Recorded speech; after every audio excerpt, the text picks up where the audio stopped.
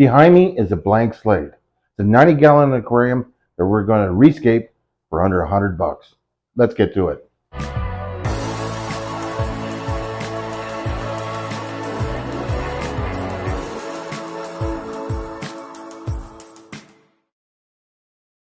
A quick glimpse of how it ended up, but let's see how it got there. Welcome back to Stubbs Aquatics. This episode, we're finally back in the fish room. I know we've been a lot of time outside dealing with the shavumkins and, well, of course, the koi. But it's nice to spend time back in the fish room, and I just moved out all the shavumkins out of this tank. And, well, they're not coming back to that tank. So I want to totally rescape it, give it a whole new look, but I'm on a budget, so I want to make it look a little bit different and a lot nicer for a lot less. Not everyone has hundreds of dollars to change over a tank. And let's start with the bare roots, the background. You can see part of it is pulled back. I'm just using filter cloth. Yeah, it's cheap. It's just a matter of a couple bucks. I left the one area open so you can see what it is. Instead of painting it, in case you want to change your mind, it's just black filter cloth. It'll cost you pennies. In fact, a lot of people throw it out. So, in this case, I've got it. It was used in packing for something else I purchased. So I kept it, and that's one of the first things we're going to save on. Is we're going to reuse, repurpose, and well, this hobby is not cheap, but we can make it a little bit more affordable. And that's one way, to start with. But let's get to the more important, that being the gravel, the substrate. Bought 2 huge bags of black blasting sand. It's totally inert. It's safe for your aquariums. It's well tested, and you're going to be paying pennies on it compared to buying sand through any fish store or aquarium outlet. Again, it's safe, it's really good, it's really fine. The only thing you're going to have to do, like any other substrate, is give it a bit of a wash. Let's have a look-see at it. And I decided I wasn't going to do a dirted tank. Nothing against dirted tanks. I just, being the plants that I was going to put in this, I didn't think it was going to be required. And, well, I just wanted to muck around with the sand for once. This sand that's in here is 100 pounds of sand, and that's under $40. One of the first things I want to look at are some plants. Now, I like to use something a little, non-conventional.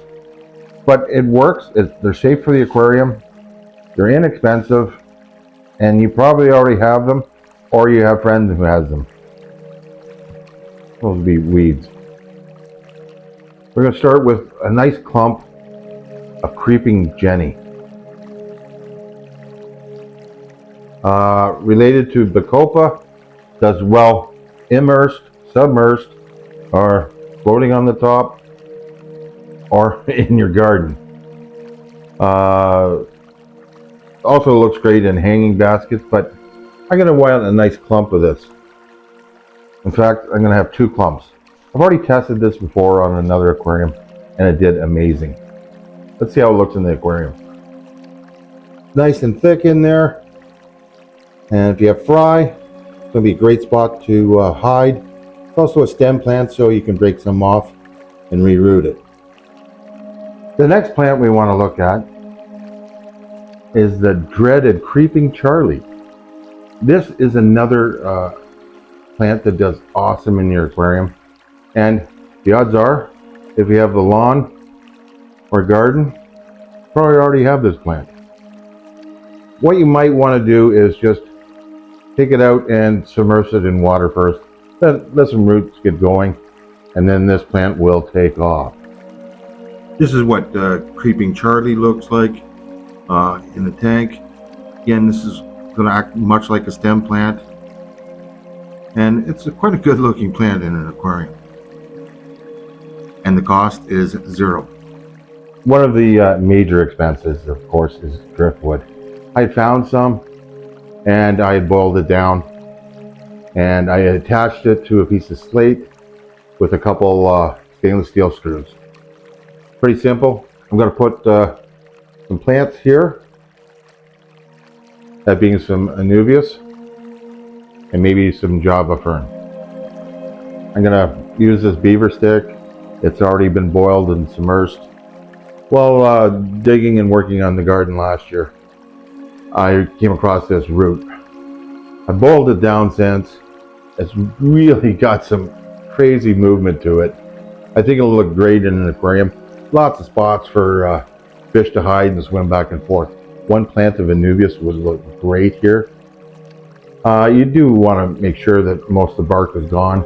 It's not going to ruin your tank for the bark to peel off, but it's going to leave a little bit of debris. So just do a final peel. That's if you want. You don't have to. I just don't want it sitting around and that much. But who knows, right? This is all trial and error. I already know this is fish safe because I put it in with a couple of my Shubumkin culls and kept it there for them with the months, and there was nothing wrong with them. So the next was another piece that I found. I've already started gluing some anubias to it. There's a couple that have nice holes in here, and I didn't have to glue, obviously. And you're going to say, well, anubias cost money. I traded fish for these plants. I did not spend anything on these plants. The only thing I purchased was the glue. So I'm still working on that. I'm not going to take you through the process of me gluing it because there's already a million videos out there, and quite frankly, I don't want to bore you by me attaching more. Let's see how we did with those. I'm not perfect by any means. I thought I'd use a medium-sized anubias here and one of the small micro ones here. I don't know the names. I'll be perfectly honest with it. Morning Driftwood. I love that name. And it's one of my favorite channels. Has just some amazing anubias setups in his tanks and really inspired me to do this. I think this one's pretty cool. And this will spread. And I don't think I want to add any more to it, at least not for now. Now this one will be my feature piece of driftwood, and I'm going to leave this open. Sorry, I'm going to leave this area here open for fish movement and somewhere to hide. I think it'll be pretty sharp. Now this piece, I can't take the credit for. I was given this whole piece of Java fern already glued to this pretty cool piece of driftwood. This was done by a friend of mine, being Sam, who, well, she buys a lot of my Shubumkins, and I trade her also for plants. That's a pretty cool setup, eh? And again, the cost? Nothing. Well, I did trade fish, but to me, that's still a cost of zero. Some of the last few pieces I'm going to put in here are just some plants that I've been growing on my own that have done well, and I can't wait to see how they turn out, and that being these crypts. I've got several different varieties. The main thing with crypts is just being patient. Not that I have a ton of that, but the root systems on these are nice and healthy, and obviously it's going to go through that black sand like crazy. Look at the coloring on that, and that's just low light with well, no CO2, nothing special, and I think they're going to grow awesome in this tank. Lastly, I think we'll add a little bit more bacopa and some Ludwigia that I had growing in my other tanks. Not going to cost me anything. The only problem I find with Ludwigia is it can get a little leggy, but worst comes to worst, I'll just have it growing on the top. The plants have just gone in. Gotta wait for the water to settle a bit. Sorry for the glare.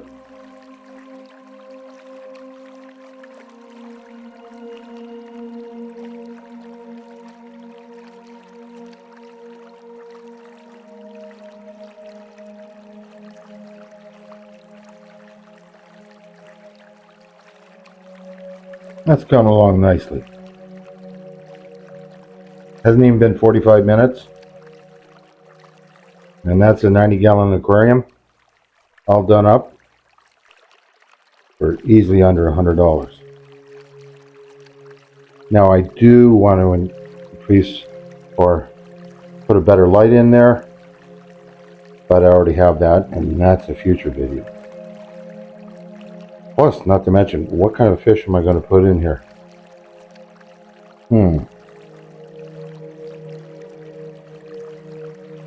The Ludwigia and the Bacopa mix don't look too bad. Decided to put a few rocks in there, not too many. Just a little bit of contrast to the sand. But I do love this sand.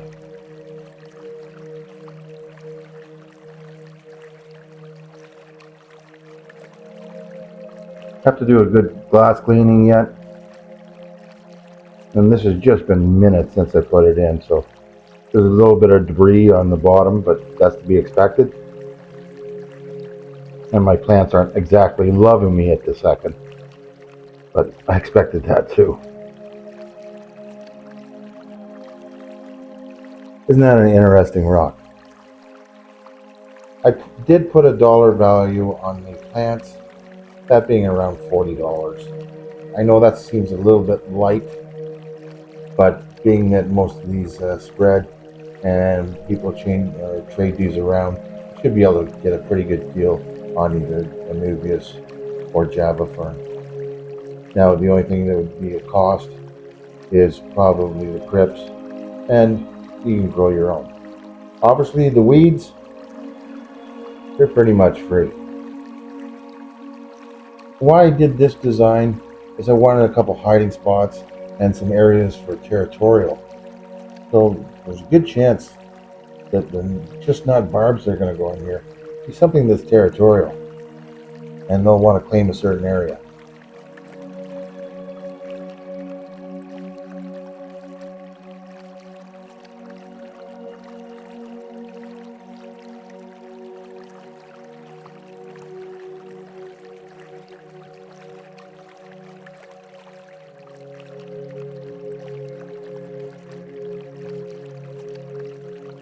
Well, I think we did that whole tank for under $70. I think that's pretty impressive.